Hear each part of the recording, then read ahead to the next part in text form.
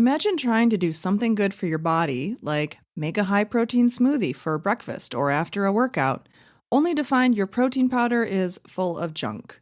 Heavy metals, artificial sweeteners, and chemicals you can't even pronounce. It is frustrating when you try to do the right thing, but instead you just end up adding to the toxic burden in your body.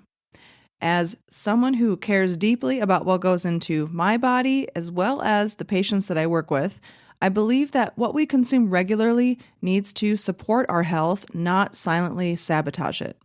That's why I use Puri. Their protein powder is made from clean, high-quality ingredients, and it's third-party tested for heavy metals and contaminants because they don't just say it's pure, they actually prove it. You can find collagen peptides, whey protein, and plant-based options on their website. Check them out at puri.com, that's PUORI.com, and use the code LIFEAFTERIMPACT for a 20% discount on your first order. Hey listeners, Ayla Wolf here. I've been talking about my book for 6 months now, and I can finally say it's finished. You can find my book on Amazon. It is titled The Concussion Breakthrough: Discover the Missing Pieces to Recovery. Just look for the light gray cover with a watercolored puzzle piece brain and you'll be in the right spot. I'll put a link in the show notes as well. In this episode of the podcast, I have a very honest and open conversation with an absolutely wonderful soul, Chaandani Khan. I listened to her speak on a different podcast and I immediately looked her up because I knew I wanted to talk to her. 6 years ago, a brain injury derailed Chaandani's entire life, which left her navigating persistent post-concussion symptoms, what she refers to as PPCS in the episode, and an overwhelming amount of loss.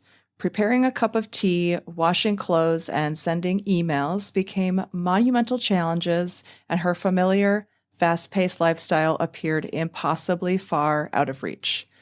Going through years of recovery, appointments, and eventually ingraining herself in the concussion space allowed her to identify key gaps and the demand for a new path forward. She is now a survivor turned educator for practitioners who serve the concussion PPCS population. She currently teaches educational workshops and looks forward to announcing the launch of her learning community for professionals in 2025. She aims to lead lasting change in the overall space through education and innovation. And I hope you enjoy this conversation with Chaandani as much as I did. Thanks again for listening to the show. If you wouldn't mind taking a minute and leaving us a quick review, that helps listeners like you find us a little bit easier. Welcome to Life After Impact, the Concussion Recovery Podcast. I'm Dr. Ayla Wolf, and I will be hosting today's episode where we help you navigate the often confusing, frustrating, and overwhelming journey of concussion and brain injury recovery. This podcast is your go-to resource for actionable information, whether you're dealing with a recent concussion, struggling with post-concussion syndrome, or just feeling stuck in your healing process.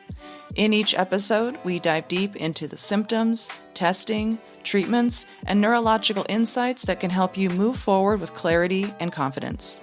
We bring you leading experts in the world of brain health, functional neurology, and rehabilitation to share their wisdom and strategies. So if you're feeling lost, hopeless, or like no one understands what you're going through, know that you are not alone. This podcast can be your guide and partner in recovery, helping you build a better life after impact. Chaandani, thank you for coming on to the Life After Impact podcast, and I'm very much looking forward to our conversation. Thank you for having me. I as well am looking forward to diving in with you. Yeah, why don't you start by telling us a little bit about your story and kind of what your life looked like before your head injury and then what happened after? Sure. So to be able to share the intensity and the gravity of the situation and the injury, I'd like to share a little bit about my old self first. So I used to work in the events industry. And for those who know, it is chaotic, it is demanding, it is wild, but it's also so much fun. And, in that industry, I was traveling frequently as well as, working 50 to 70 hours a week at times. I also had a very busy social life. I had hobbies and sports, and I was an avid volunteer for many years, actually since childhood. So as you can see, I was living a very fulsome life. And then, one day I was in a car accident, which was actually 6 years ago. And I had neck and back injuries, but by far the worst was a concussion brain injury that I sustained. Do you can you speak a little bit to maybe the immediate symptoms that you had, as well as kind of maybe symptoms that became more obvious as time went on? Yeah, and that's a really good question. I appreciate that you're pulling it apart that way because, initially after the injury, I had a lot of trouble understanding basic conversation. I had a lot of trouble, with word finding. I felt just really odd. I felt like I was in this brain fog, this really sort of distant space from where I physically was. I was having a hard time with all types of memory. Working memory was especially challenging for me. So to be able to, be active and engaged in someone speaking to me or any given task. And I had challenges around, light sensitivity, sound sensitivity, and so on and so forth. But the interesting thing is, as we know now with concussions, is that some symptoms do show up right after the injury, whereas others kind of evolve in time, whether it's a couple of days or a couple of weeks, etc. Now, I just to really add some color context to this, I went from living that fulsome life that I described to all of a sudden being a person who did not know how to make a sandwich anymore. So it just didn't make sense for me. Also, other basic skills, like it just evaded me leaving the house with two shoes on my feet. I would somehow scramble, try to grab what I needed, leave the house, get outside, look down, and I'd see one shoe and one sock. And internally, I knew something was wrong, but I couldn't actually cognitively figure out what the problem was. So I would just cry and cry and cry. And then I would just be a mess of tears and confusion. And, some other examples is I like to show up in a very vulnerable, raw way to really lead by example. So even, being able to find clean clothes every day, that was something that was extraordinarily challenging for me. I'd go into my closet, I'd look around, I'd get distracted. I wasn't sure what I was doing. I wasn't focusing. I wasn't paying attention. The what I know now to be prefrontal cortex, skills of whether it's like analysis or organizing or planning or thinking, through complex tasks.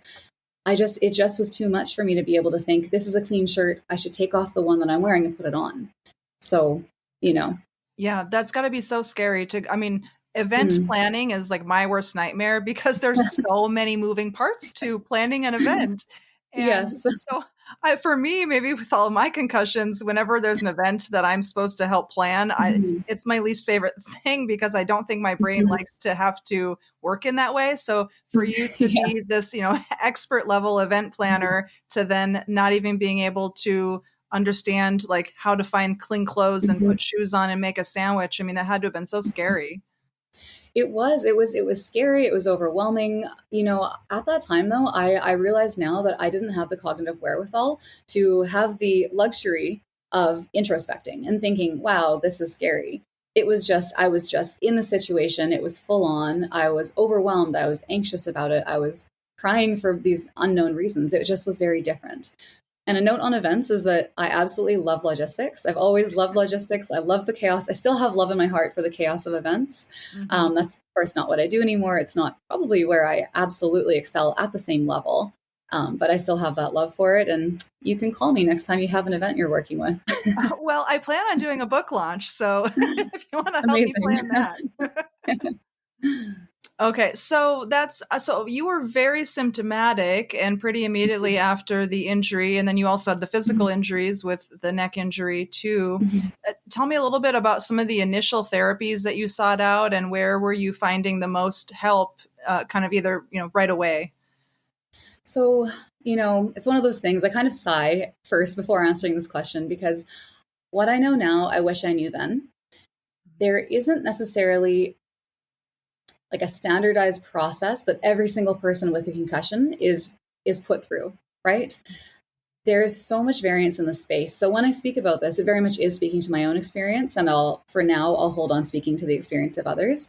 So for me, in a hyper-specific way, I was initially referred over to body-based treatment. So, chiropractor, a physiotherapist, RMT. And from there, one of the professionals that I worked with at that point in time was concussion-informed and was able to identify other areas that I should be looking at. We added a kinesiologist to the team and so on and so forth. in my personal experience, I, also had a doctor and a neurologist, and I saw, holistic care like acupuncture, and I saw an osteopath who specializes in cranial treatment and concussion. And, there were actually more than this. There is a bit of a laundry list. So I was seeing, a whole collection of professionals. Initially, I was in appointments, a few times a week, sometimes up to 5 days a week. And this lasted for a few years of my life.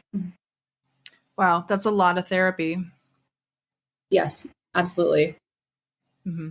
I that really resonates with me too, in terms of, when any healthcare provider takes a class on concussions, they always start the class with, once you've seen one concussion, you've seen one concussion. Yes. But the truth also is that once you've seen one doctor, you've seen one doctor. And so the degree to which that healthcare provider is informed on concussions and can step in and provide the guidance and the recommendations of, well, let's look at this aspect and that aspect, and have we looked at the neurocognitive testing? Have we done the right assessments for the neck injuries? Have we, looked into the mental health side of it?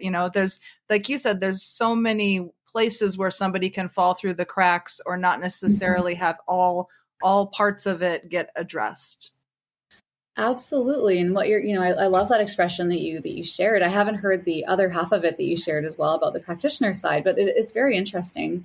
And I mean, that's the exact thing, is that from the patient perspective, different. Now, if I zoom out a little bit and think about, hundreds of people with PPCS that I've heard pain points and challenges from over the years, it's a very different path forward. And as you said, there are a lot of factors. I mean, of course, there are personal factors, there might be pre-existing conditions, might be mental health, but if we kind of set those aside and look at the similarities in terms of the concussion experience, I mean, it would be incredible if we were able to push to a place where there is a standardized treatment, standardized testing, and then there's specific treatment that everyone just goes through. Right now, patients are very much relying on, the onus does fall on the patient in terms of concussion and PPCS recovery. So, maybe it's on you to think, what's wrong with me during a time when your cognitive skills are not there the way they used to be. Maybe, you're researching, but again, you're having trouble being on a laptop, reading the words, comprehending what you're reading. Also just relying on being sent to various professionals who, I say this very respectfully, a lot of professionals can treat, but not all professionals are concussion informed. And that makes a massive difference in terms of really being able to meet the patient where they're at and serve them in a way that works and that sets them up for the greatest patient success and patient outcome. Absolutely. And, I think when you use the term persistent post-concussion syndrome, I that's what my book is really, that is who my book is for. And I think that most of the books out there, or the educational materials out there, are kind of this standard, like, oh, you get a concussion and here's what it looks like. But it's still very much that acute stage. And so once you have somebody who clearly is not healing in the kind of expected short window of time, and they go on to have these persistent symptoms, that's where I think people do end up falling through the cracks more. And so that was really, that was the group of people that my book was geared towards, is the people who are like, okay, I'm now a year out and I'm still symptomatic. So what do I do next? And what maybe got missed, over the last 12 months that I still need to address. So I'm curious, can you talk about where you are now 6 years after, and how are you doing? And are there still therapies you're pursuing? I will happily dive right into those questions, but I just wanted to comment and say that I am so excited about your book. I am thrilled that you have written it for that population. I refer to PPCS, persistent post-concussive symptoms, also known as PCS and a few other terms. In my experience, in my opinion, in my realm, this is a fairly, forgotten segment. Although current research is telling us that approximately 30% of concussion cases do become persistent. Now, that's thousands upon thousands of people who are sitting in that level of stuckness. And like you said, they're a year out, they're 5 years out, so on and so forth, and they still have symptoms, or just, various limitations in their life because of symptoms they may or may not be aware of. So I just wanted to pepper that in and say that I'm so thrilled that you've created this book and this incredible resource, and I'm looking forward to reading it. Thank you. Now, where was I going next? I was going to give a little check-in of where I'm at now, 6 years later. Yes. Okay. So yeah, so actually as of last month, it was my 6-year anniversary. And in a lot of ways, I have improved a ton. Scientifically speaking, a ton. I've made, leaps and bounds. I've built back skills. A lot of this has been very intentional work, like building back skills, building up different parts of my brain, really, really pushing forward, if that makes sense, in in a way that works for me and my body, in a way that was guided. So in this space, I mean, maybe you found this as well in concussion space, you're often taught to, when you're answering, how are you doing? You're taught to compare back. How are you today versus 1 year ago, versus 3, versus 5? And so if I answer that way, I'd say I'm doing pretty amazing. I will also be honest and continue showing up in my vulnerable way and say that there are a few things that are still not my 100% functioning. However, when I do know how my brain works right now, like I'm very well aware how my brain works, and when I practice what I preach in terms of showing up in ways that work for my brain or engaging in various pacing strategies, I can be incredibly effective, incredibly limitless. It's just the times that I do push outside of that, then I still do find a bit of a challenge. So, I share that again in means of just really saying, hey, I am an expert in this space. I understand where you've been. I've been there. I can help you through. And further, I aim to pave a different path forward for people with PPCS because I don't think it has to be as hard as it is right now. Yeah. There's I don't know if he would call himself a business coach, but his name is Rory Vaden. And he always likes to say that you are in the position to help the person that you once were. And so I think, that's where I think you and I have a lot of similarities is like we've both had this lived experience. And now we're in a place where we're trying to create resources for people. The book that I wrote was very much a book that I would have loved to have read back in 2012, when I when I had a number of concussions close together. And that was really kind of the height of my, experience with a lot of post-concussion syndrome was 2012 to 2014 for sure. And so, yeah, I mean, I really I wrote that book for, the person I was back then. I would have loved to have had this book when I was going through it back then. And I think that it sounds like what you're doing right now in terms of creating these programs and these resources for healthcare providers is to say, man, if I had had an experience where I could go to somebody who truly understood this in a really deep way, that would have been really, really helpful. Absolutely. And that's absolutely understand where you're coming from, saying that you wrote this book thinking of, you back then needing this type of resource.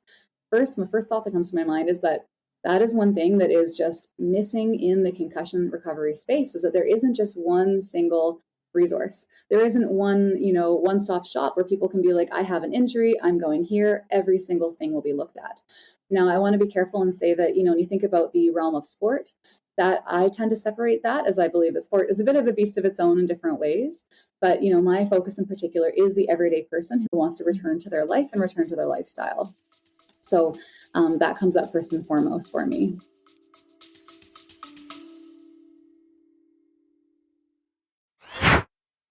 I've been drinking Purity coffee now for over 2 years. And one of the things that I absolutely love about Purity coffee is the fact that they do rigorous testing for mold toxins, pesticides, and heavy metals, which allows me to be able to drink their coffee and rest easy knowing that I am not consuming toxic chemicals, mycotoxins, or possibly heavy metals.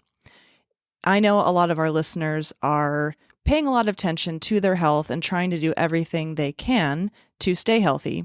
And if you are a coffee drinker, one of the things that I would recommend is making sure that you're drinking a coffee that isn't putting more toxins into your body. If you would like to try Purity Coffee, you can get 20% off your first order using our promo code LIFEAFTER20 by going to puritycoffee.com and entering that in the promo code box at checkout.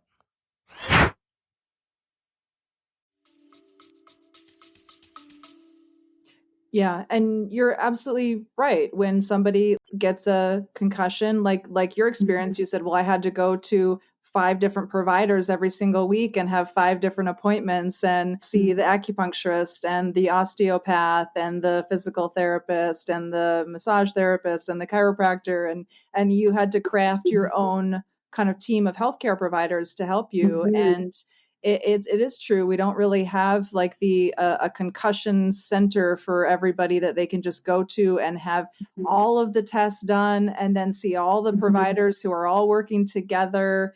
Yeah, just get everyone sorry, just so passionate Yeah. about this point. I'm just jumping right in. Yes, like imagine that we could do that, and in the meantime, I mean, that's not going to be like a snap fingers and move overnight type of thing. But in the meantime, resources like your book, for example, or, the way that I'm able to bring lived experience together to present to practitioners, I feel like these types of changes in the space are impactful and they are taking us in that direction to be able to take from what we know so well and equip others who are already incredibly talented and educated and experts in different spaces, but just to give that extra edge to them so that they're really able to understand. And in your case, it's for people to really deeply understand, like, what the heck is going on with me? What can I do about it? ... How do I get back to my life? Mm-hmm. For me, it's, approaching various practitioners who are experts in, the practical treatment and the education, but maybe they haven't lived PPCS before, they haven't lived concussion before. So they're hyper focused in their area, which perhaps is a hands-on physical body treatment. But, are they aware that, for example, their patient is having massive issues around comprehension and they can't quite understand the at-home exercises you're telling them to do? So therefore, they're dropping off, or so on and so forth. And I'm hoping to, be able to bring everybody onto a similar page and to bridge that massive gap that I see between patient need and the way the medical system at times provides that support. Yeah. Do you want to talk a little bit about the types of educational content you've developed? Yes, I do. I'm so excited to be able to I feel like it's such a privilege to be in this position to go through a really, really deeply humbling life experience like this, followed by rebuilding all parts of my life, and then be able to ingrain myself in the space with thousands of others who actively have PPCS, hear their pain points, and then create something that I feel paves a path forward. So that, that's underlying my eagerness to say, absolutely, I do. So what I'm doing right now is I'm teaching educational workshops that are rooted in real life insight to various concussion practitioners. There has been thus far, there's been a very natural fit for me to serve chiropractors and physiotherapists. At this point in time, I've been in touch with, various practitioners as well as clinics, and there are certain pain points, if you will, within those spaces, as these professionals provide this incredible hands-on treatment. And if someone hasn't, like I said a moment ago, if they haven't lived the full experience of PPCS and potentially aren't aware of all the different parts that are affecting a patient at any given time, I'm able to provide education, practical strategies, and some deep insight to help fill in those gaps for them. I want to be really clear that my goal in doing this is not to drown professionals in a level of information. It's really to skim the surface to help them understand what is the patient perspective, what are the hidden challenges that they could be facing that are affecting the patient from either engaging in your therapy, returning to appointments, so on and so forth, or even expressing what is really going on in their body, followed by actionable steps that the practitioner can take in the form of practical strategies. They're able to put them in place right away, same day after we have a session together. That's amazing. Can you give me an example of you. like one of those things that somebody could put into practice right away? Mm-hmm. Yes, I sure can. Let me think of one that is fairly common and applicable to most. So one thing, and I want to just also give a disclaimer that a lot of these strategies at the onset might sound fairly simplistic, but really the magic is understanding why you're doing it and then stacking multiple strategies together. That is where you're able to really help to alter how you're showing up to meet the patient where they are. So for an example, in my experience, a lot of physiotherapists and chiropractors get very excited with patient education.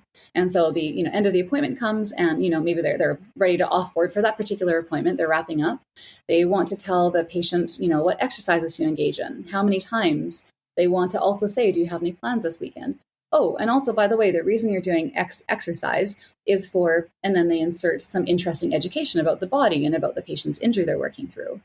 So for me, for example, when I work with physios and chiros one-to-one, I ask them, I'm like, hey, can you give me an example of how you're wrapping up an appointment? And so, because for me at this point in time, it's very quick and easy with the knowledge that I have to be able to say, okay, these are the sections that you're going to be talking about. Let's look to how can we present them in a way that will, again, match the patient where they're at. And one really simple thing we can be aware of is not sharing too many topics at one point in time within the same space. Another piece is really even more simple, is just to control how you're speaking. It's to slow down your speech. It's to insert very intentional pauses as well. And this gives time for patients to be able to cognitively, have the opportunity to catch up a little bit and to be able to actually really engage with what's being said. Underlying this, that you and various concussion experts may know, is that overwhelm is a very common symptom that patients face. PPCS with concussion. This can be from when you wake up in the morning, you are just feeling overwhelmed, or it can be with receiving a certain amount of information or information at a certain speed. So it's really, equipping professionals to understand what's going on for the patient at any given time so they can alter their behavior and meet the patient where they're at. Because at the end of the day, we're all in this because we want those incredible patient outcomes. So I'm kind of internally smiling as you talk, because I love to teach. And I think, if anything, I'm super guilty of everything you just talked about in terms I of. saw you smiling. Yeah, I'm like, okay, I probably overshare way too much information. It's probably information overload. I'm probably talking too fast, not taking breaks. So, Yeah. and I Coming think from a great place. It's coming from a great place. I know it is. I mean, with you Yeah. personally, but with everyone in this space. So Yeah. I saw you smiling, and I was like, I know this is landing. Oh yeah, I'm super guilty of all of those things. But that's the cool thing about this, is that the more and more people that I speak with, I mean, this is just skimming the surface. Like I like to do a deeper dive with people and really understand, how are you showing up, and I'm able to very quickly customize a plan forward. And then I also ask everyone, like, follow up with me, let me know how it's going. And yeah. And I think one of the things that I learned, early on in that the dangers of kind of throwing too much information at somebody too is, I do a comprehensive exam where I gather a lot of information about a lot of different systems in the brain. And so I can speak to how is somebody's, parietal lobe in terms of the mapping of their body. And I think at the start of really getting into this, I was just so excited about all the neuroanatomy and neurophysiology. And I'd be trying to educate people on this stuff that I thought was so cool. But then what I realized is that these people were taking the information, but then it was like a horrible game of telephone, where then they'd go to their other doctor and say, oh, well, I just saw Dr. Wolf and she told me my parietal lobe's broken. And it's like, well, okay, I didn't say that. Yeah, like, we're paraphrasing this. Yeah. And so I was like, okay, the game of telephone is happening. And I don't now want these other doctors to think that I'm telling patients something I'm not. Yes, that's very real. It is real. And, Yeah. Sometimes, so I knew that I wanted to be in healthcare from like the age of 6. And so I forget that there's a whole world of people out there that they're not in this field, and the terminology is not second nature to them. And so when I start going on and on about dysautonomia and, different parts of the brain, I think a lot of people are just like, you're speaking Greek to me right now. And I think that something that has become so familiar to me and ingrained in my psyche, I forget that that is just a totally different world. If I tried to hang out with a mathematician, I would just be like, I don't understand what you're talking about. Or even like a car mechanic, I'm like, it does not compute. Exactly right. And that's with the way that your brain is operating now, right? And imagine having those in-depth conversations with that mechanic or with a mathematician when you were in that post-concussive state, right? And I don't mean this, people who are listening can't see us just like smirking away. We're smirking pretty hard here. And I want to say again, I know it comes from, like you said, it's a place of enthusiasm. It's sharing, it's passion. And I love that. And you are one of my favorite types to work with because, what you're describing, it's actually so, so common. And, that gives me actually a lot of hope and around people who do treat the concussion population, because nowadays, especially in the past 5-6 years, we've seen a lot increased uptake in research, in discussion, in funding, in so many, people paving new paths forward. And so when I have the privilege of working with various health practitioners who serve that population and are excited and lit up to educate and to talk about what they're doing with the person, that fuels me with hope, because it wasn't always that way. It's really even in the past 10 years, we've seen massive changes, let alone, if we continue going decades back. But where we're at right now, I just feel like it's so timely to be really empowering everyone to just understand a bit about the beneath the surface, the behind the scenes of the experience, so that we're able to continue, paving a new path forward and helping people recover. Maybe it's more efficiently, maybe it's more effectively, etc. Yeah, there is a lot of thought that could go into a lot of the layout of even a clinic. And so because I've had my concussions and I've had light sensitivity and there's certain backgrounds that I don't like, I completely understand when people come into my office and they say, hey, I need you to dim the lights. I need you to turn off the white noise machine. Can we turn the blinds all the way up so that there's not this contrast between the sky and then the blackout curtains? So when people come into my office, that's the kind of stuff that I can completely jump on board with, because I completely understand it. So there's certain things that I'm good at, but then, like I said, I'm like, okay, I'm probably not so good at the slow down the talking, take some pauses, make sure that people are still with you. Well, I'm so glad that you're mentioning this, because it's so common what you're saying with experts in various spaces, just like yourself. And what you're describing, I have so many thoughts. I'm going to try to consolidate where we're going here in my point. But with various patients or clients coming to see you and asking for specific shifts in the physical environment, that of course that would land. And of course then you're like, of course I'll do this for you, and it makes sense for our treatment, or it doesn't, depending on how you're treating. I can't speak to that. But I also want to say that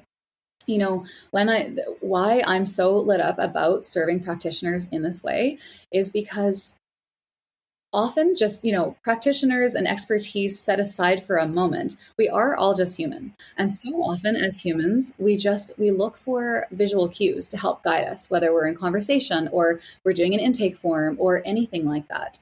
And this is something also that I bring to the attention of people that I serve, is just, in the concussion and PPCS space, masking is an incredibly common activity that people engage in for a variety of reasons. And when I say masking, I mean someone who's, maybe their brain, maybe they're not able to listen, they're not following language, maybe they're in pain, maybe their mind they're not focusing, they're not paying attention, the light's distracting, et cetera, right?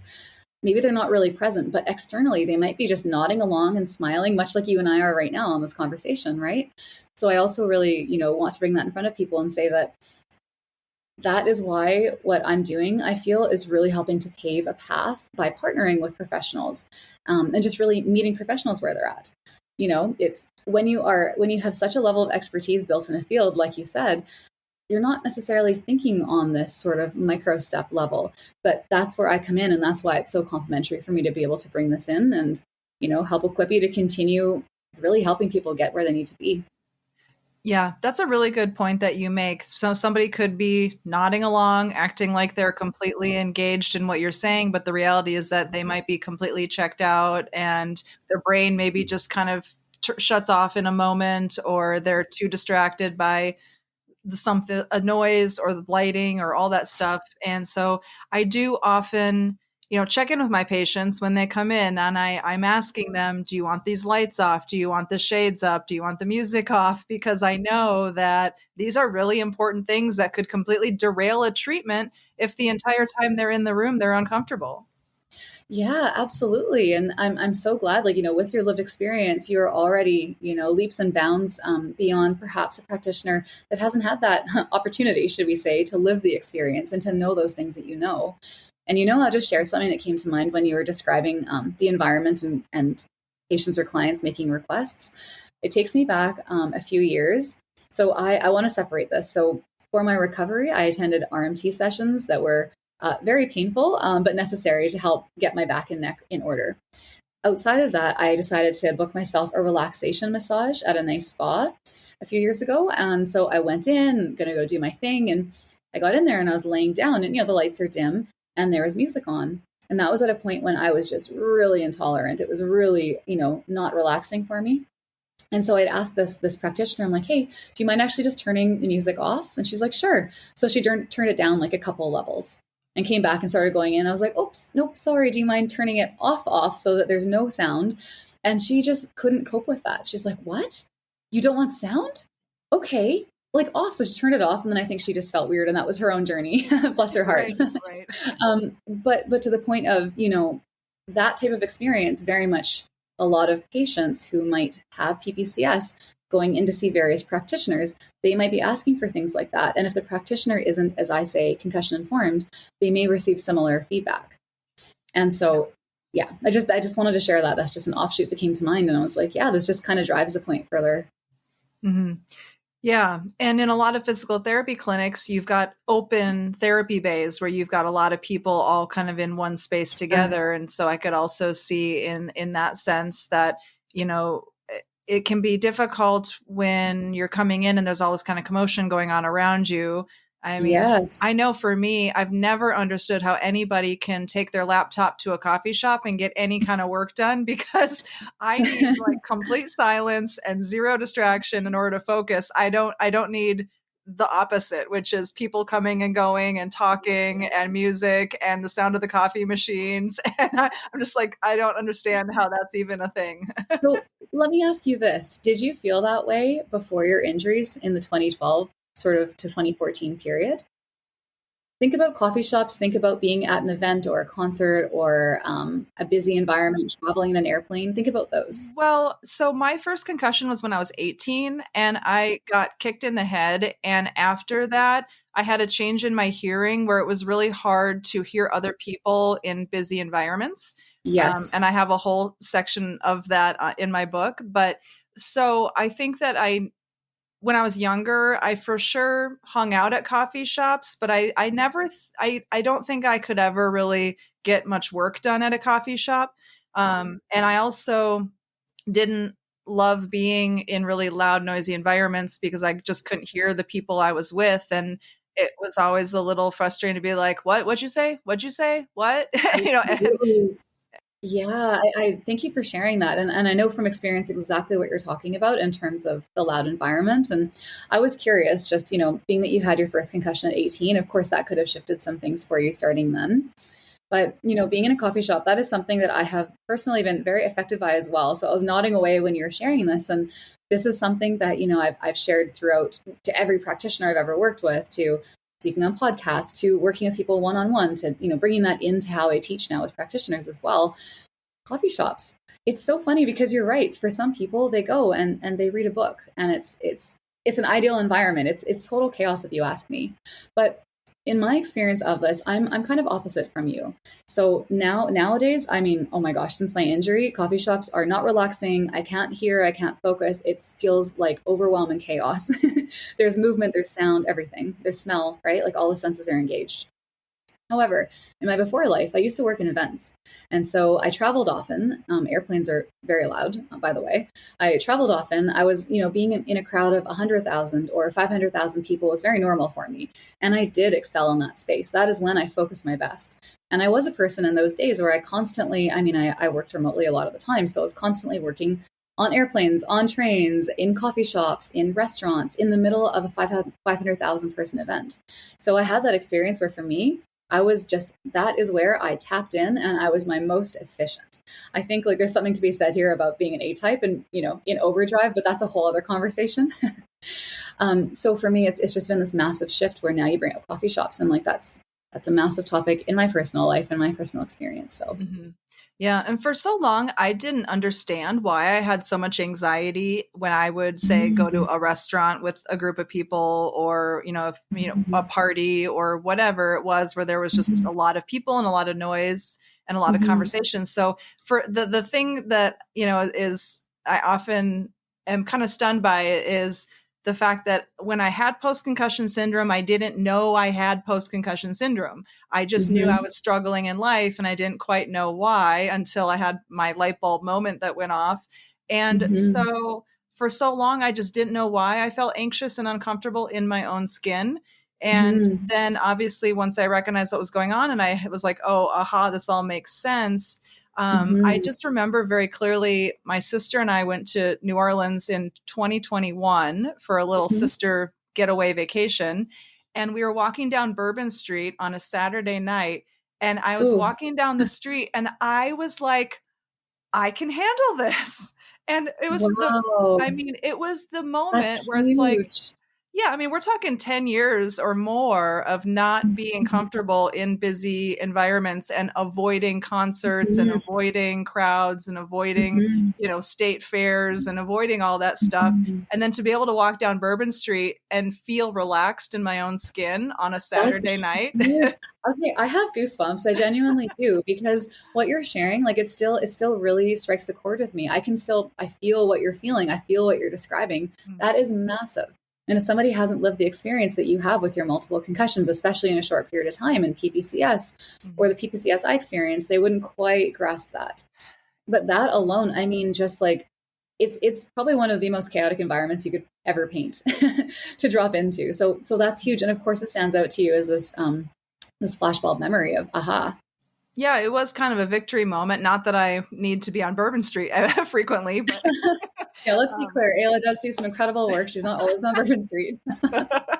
yeah. So, I think too, some people start to feel hopeless. They feel like, oh, is this ever going to get better? And for me, I had two concussions that were 10 days apart, maybe in 2012, and then another one in 2013. Then I had one in 2018. And I actually just hit my head 2 months ago and I had symptoms for 10 days.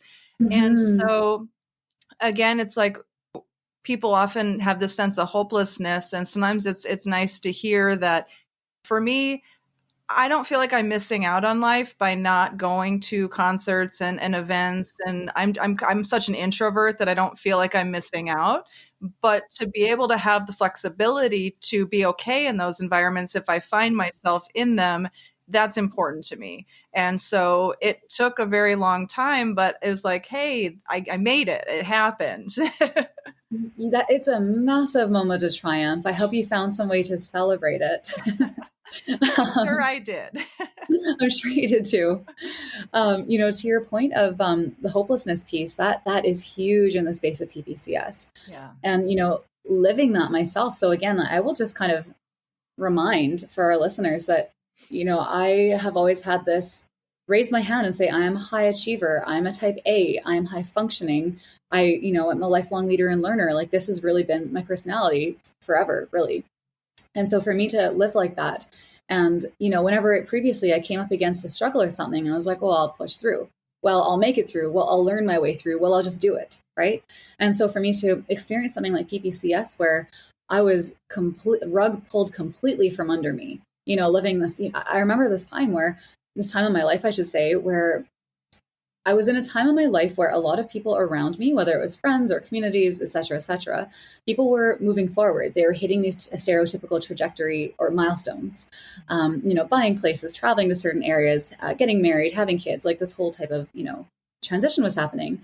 But for me, with that personality described, where I was at in my life is boiling water and frying an egg at the same time. The level of multitasking involved in that took me months to be able to get into so that I could complete that type of task successfully.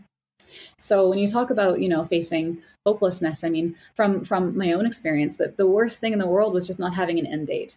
Because I think you definitely relate with this. I'm just going to make that sweeping assumption that you're a goal-oriented person. And you work towards goals, you're high achieving, you want to continue that momentum and know where you're going and know what the trajectory is like. But all of a sudden, when you find yourself in a position where you do not have your cognitive wherewithal, you do not have an understanding of what's even happening, or maybe all the ways you're struggling, you do know that you're not yourself anymore, and you don't have an end date in sight, that is extraordinarily confronting. And so whether it's my experience or again, what I've just heard from hundreds of people over the years, that's a huge piece. And that's what really, pulls at my heartstrings. And that's initially when I started serving one-to-one, because I know that what I refer to stuckness in the work that I do, that in PPCS, people can hit a certain point of stuckness. And I also, unsurprisingly, specialize in working with personalities like my own, the, lifelong leaders and learners, the high achievers, because I understand that personality type processes that type of loss in a very specific way. So, my heart is in it. And even to this day, I consistently receive referrals, and I'm so deeply grateful, for people to be willing to reach out or to have their contact information passed on, etc. But I feel that I want to create systemic change that then trickles down and affects everybody positively. Yeah, that's incredible. And it pulls on my heartstrings too, as somebody who practices traditional East Asian medicine. I have a lot of other practitioners that are in my profession who have had concussions and then reached out to me and, asked me to help them. And so it's, when I'm seeing a fellow colleague who's now facing that kind of fear of, when am I going to get better? When am I going to be able to return back to work, if at all? I really viscerally feel that, because I know what that's like. And there was a point where I could only see about 2 patients a day, and that was as much as I could tolerate. And so I know what that feels like, and it's scary. Mm-hmm. Terrifying. It's like I often talk about this, and I'm going to take us here. Let me know if you'd like to stay or move elsewhere. But what I really often talk about, because I think it's so important in terms of just really facilitating a greater understanding of PPCS. There is the high level. There's the high level pieces. This is the physical struggle. This is not being able to work. This is not being yourself anymore, not volunteering, not being in community, for example, that, others are able to more easily perceive. Not always, sometimes. But then there's also the second level that I describe in the PPCS journey. And that is a deeply profound experience that a lot of people go through, which is being ripped away from a sense of self. Mm-hmm. It's like people talk about not defining yourself by external factors. But I think that a lot of people do, whether intentionally or not. And when you have all these external factors suddenly ripped away from you, including your cognitive wherewithal, who are you? Right? And like the whole rest of that, like that's also, my heart is in serving people one-to-one, because I understand that I've lived it, but I also have made it through. I also have strategies. I also can engage in conversations that help people find a way to introspect and to move through that piece. Because losing a sense of who you were it's very hard to put into words. Yeah. And I think that deep kind of spiritual journey is not often part of the conversation in healthcare at all. Mm-hmm. Oh, absolutely. And to an extent, I do understand if, healthcare tends to be fairly siloed, right? We have experts in specific places and we need and want them there. Mm-hmm. And that's what they handle. But in traditional medical, Eastern medicine, of course, what you practice is very different. Eastern medicine and maybe blending into spirituality and other holistic spaces. But traditional, that's not covered. So that's one of the massive gaps that I saw in the space. Just someone who, understood my entire experience, the whole thing. And how do I move through on the whole piece? Because in my opinion, and again, based on myself and based on hundreds of other people that have been sharing pain points and challenges, these two are interconnected at some point in time, right? Absolutely. Absolutely. And I'm curious, now that you're 6 years out, you said that you used to be very athletic. Do you still exercise, or do you have certain hobbies now that keep you physically active that you're able to do? Yes. Yeah, so I'm so proud of myself. It took me years to get back to these very intense, heated HIIT workouts that I do. I was practicing that way. I was working out in that way for many years. I had this injury, and I had a whole myriad of struggles. Anything from my lefts and rights being confused to heart rate variability issues to just so many things that prevented me not to mention neck and back injuries and other, chronic fatigue and other pieces. It was a whole mess. I couldn't do it. It took me years. I have been pushing towards getting back. I'm now in the exact same workouts that I used to do, which gives me so much joy and so much pride. And like anytime I'm in that room, I just like look at myself in the mirror and I just genuinely feel so deeply proud because I am a person who does bear those emotional scars and I still work through some parts that are challenging for me. Yet I show up and I'm there and my body shows up for me. I show up for myself. And I'm like, I was gonna say like, and I'm putting muscle on, which sounds so funny. This is my inner dialogue. We just had an indoor thought, escape outdoors, if you will. And it's okay. But I mean, that's part of it, right? Like, it's like feeling good. It's that energy. It's so that is something I'm really happy with. Again, in means of my vulnerability, I will also share that I am back and I am capable of being in that room. But I will say that in the particular studio that I the studio that I work out at, there's people with a variety of, people in a variety of like, whether it's health space or fitness level, it's just a mix of people. I will say that I still do struggle with heart rate variability. That has not fully resolved. And so with certain movements where my hands are, at shoulder height or above my head, my heart absolutely races. And then all of a sudden, very quickly, I'm on the brink of either passing out or throwing up, to be very, very honest with you. And so that I wanted to share that because I am the only person consistently for various parts of that class who drops down to her knees to try to manage my heart rate a bit. Whereas everyone of all these varying levels, everyone is standing, everyone's completing the workout standing. So for me, it's also very clear to me that this is an example of, I'm able to be there. I'm so proud. I'm getting a great workout. I'm having the best sweat of my life every time I go. And I'm so proud, but I'm still not quite at my normal or even at a usual expectation for the class. Uh-huh. So anyway, that I just want to share that piece physically, and there's more what I'm doing physically, but yeah. Well, no, I mean, that has to be such a good feeling to know that you can get back. And even if you have to make some modifications, the fact that you're back, and that shows that there's still more that can be done. Absolutely. That's exactly it. It's just opportunity for continued growth, for continued improvement. That's exactly it. Is there anything else that you want to share in terms of what you're doing as far as the work you're doing with chiropractic clinics and physical therapy clinics and kind of these concussion rehab specialty clinics? And you mentioned something about a community forum. Yeah, so thank you for bringing this up. So right now, as I mentioned, I'm teaching educational workshops to various practitioners, either practitioners like on an individual level, as well as concussion clinics, rehab clinics. I've actually had a couple of educational institutions reach out to me, which is really interesting angle to think about. So that's kind of in the works. And what I'm also building is an online learning community for professionals. So this is a space that will contain things like, preloaded video content, potentially mini courses, discussion forum, one-on-ones with me, ebooks, this kind of material. And it's really designed specifically for practitioners who treat the concussion space, which, could be anything from a doctor, a neurologist, occupational therapist, kinesiologist, and then, all these different various hands-on body-based treatment providers. Generally, these people have pretty tight schedules. And so it's meant to be a resource that they can just pop into, grab a resource and go. And so that is, coming down the pipeline. I'm very excited about building that out. That will be launching, this year, ideally in summer, but we're going to say TBC because I have a few other things in the works too. Okay. And then when you're talking to these clinics, is that also like live, like through Zoom, or is that pre-recorded videos that people are watching? So currently I'm presenting in a live fashion. I am presenting virtually live. If a clinic is interested in an in-person presentation, that's something we're definitely able to talk about. I'm in talks with 2 clinics right now about an in-person, just their own preference versus others. Sure. And that's how I'm currently showing up. Awesome. And then where can people find you and all of these resources?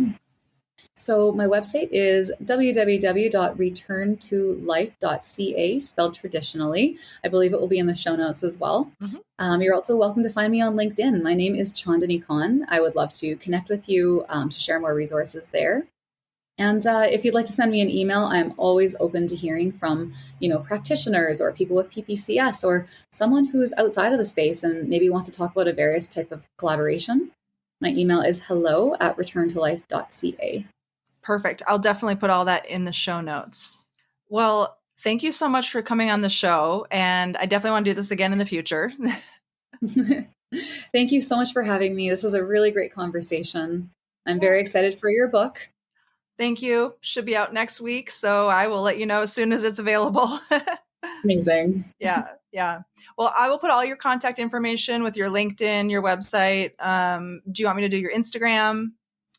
Let's throw it on there. That's, Okay. Need to give my Instagram some love, but there is some content on there. Okay, great. I know what that feels like. It's hard to be everywhere all at once. Yes. Just yes, hard stop. Yep. Excellent. Well, I'll put all that in there, and thank you so much. This has been great. Thank you. I'll talk to you again soon. Medical disclaimer.